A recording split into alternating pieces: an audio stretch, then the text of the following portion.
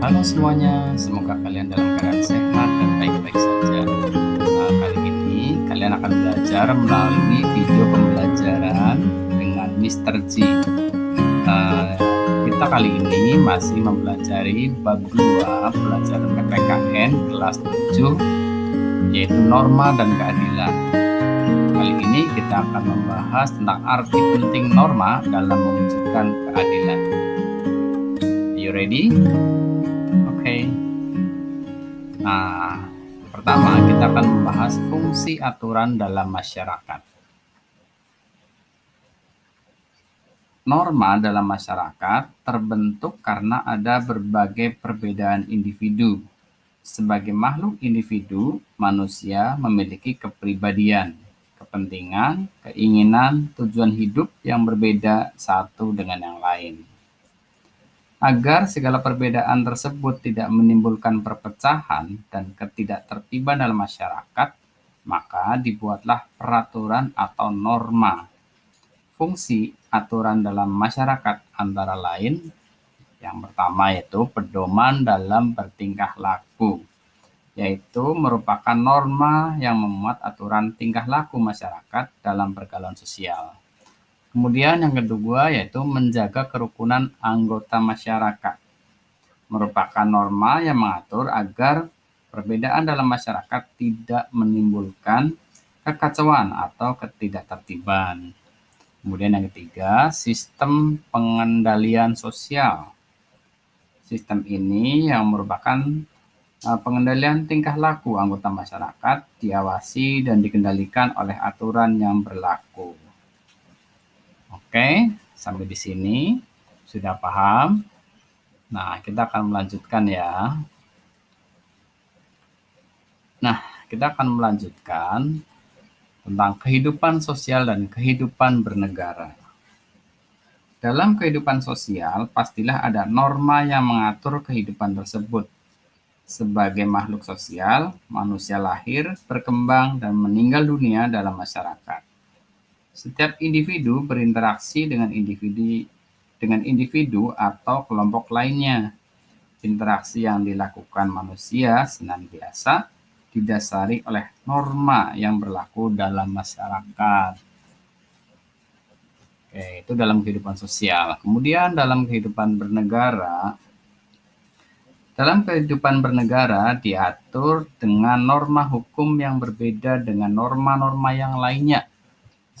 Seperti yang sudah kita pelajari sebelumnya, ada beberapa macam-macam norma ya.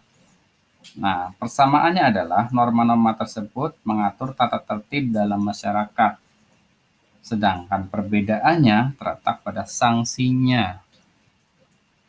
Dalam kehidupan bernegara, norma hukum memiliki peranan yang lebih besar karena mengikat dan memaksa seluruh warga serta para penyelenggara negara.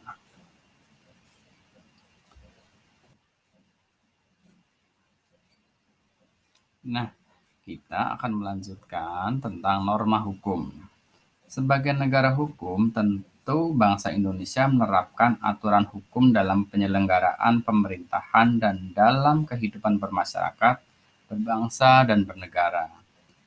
Setelah kalian memahami negara hukum, kalian juga harus memahami, menyadari, dan melaksanakan hukum tersebut. Nah, pada umumnya, norma hukum memiliki sanksi, ya, sehingga berlakunya dapat dipaksakan. Oleh karena itu, norma hukum lebih ditaati oleh masyarakat daripada norma lainnya. Hukum dapat memaksa seseorang untuk mentaati tata tertib yang berlaku di dalam masyarakat dan terhadap orang yang tidak mentaatinya diberikan sanksi yang tegas. Nah, untuk mendukung norma tersebut, karena norma hukum tidak dapat berjalan sendiri untuk mencapai tujuan keadilan, maka diperlukan alat-alat perlengkapan negara. Paksaan berlakunya norma hukum dilakukan oleh alat-alat perlengkapan negara yang berwenang seperti polisi, jaksa, dan hakim. untuk menyelesaikan masalah-masalah perdata seperti pembagian harta warisan dapat mengajukan ke pengadilan untuk diperiksa dan diputuskan oleh hakim. Itulah tentang norma hukum.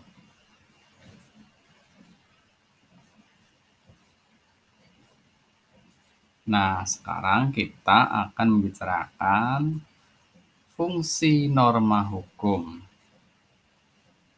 Secara garis besar, fungsi norma hukum adalah sebagai berikut, yaitu 1. Fungsi hukum memberikan pengesahan atau legitimasi terhadap apa yang berlaku dalam masyarakat. Kedua, fungsi hukum sebagai alat rekayasa masyarakat. Yang ketiga, fungsi hukum sebagai sarana pembentukan masyarakat, khususnya sarana pembangunan. Kemudian yang keempat, fungsi hukum sebagai senjata dalam konflik. Misalnya konflik sosial, ya. Oke. Seandainya dalam masyarakat tidak ada aturan yang mengatur kehidupan masyarakat, tentu tidak akan tertib dan timbul kekacauan di mana-mana. Oleh karena itu, untuk menjaga ketertiban dalam kehidupan masyarakat, norma hukum harus ditegakkan. Oke, sampai di sini bisa dipahami. Oke, kalau sudah kita lanjutkan. Nah, selanjutnya kita akan membahas tentang keadilan. Yang pertama yaitu arti kata keadilan itu sendiri. Dalam Kamus Besar Bahasa Indonesia, keadilan diartikan sebagai tindakan tidak berat sebelah, sepatutnya tidak sewenang-wenang. Keadilan mendasarkan bahwa setiap manusia tidak boleh diperlakukan sewenang-wenang, tapi harus diperlakukan sesuai dengan hak-haknya. Keadilan mengharuskan seseorang untuk memperoleh suatu yang menjadi haknya dan dilakukan sebagaimana mestinya. Oleh karena itu, teman-teman, pelaksanaan keadilan berkaitan dengan kehidupan bersama di lingkungan masyarakat. Untuk itu, selanjutnya kita akan melihat nilai-nilai keadilan.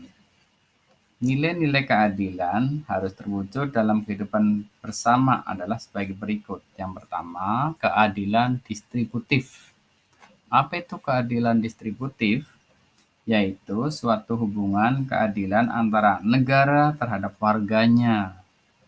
Dalam arti, pihak negara yang wajib memenuhi keadilan dalam bentuk keadilan membagi, dalam bentuk kesejahteraan, bantuan, subsidi, dan kesempatan hidup bersama yang didasarkan atas hak dan kewajiban.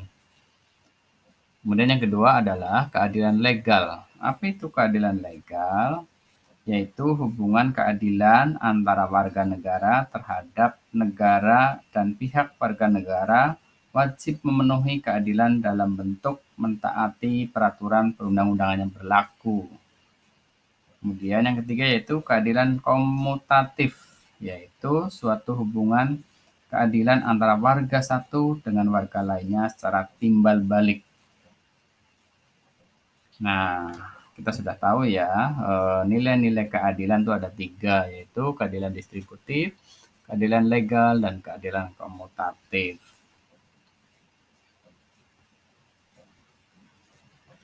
Selanjutnya kita akan membicarakan tentang pengenaan hukum.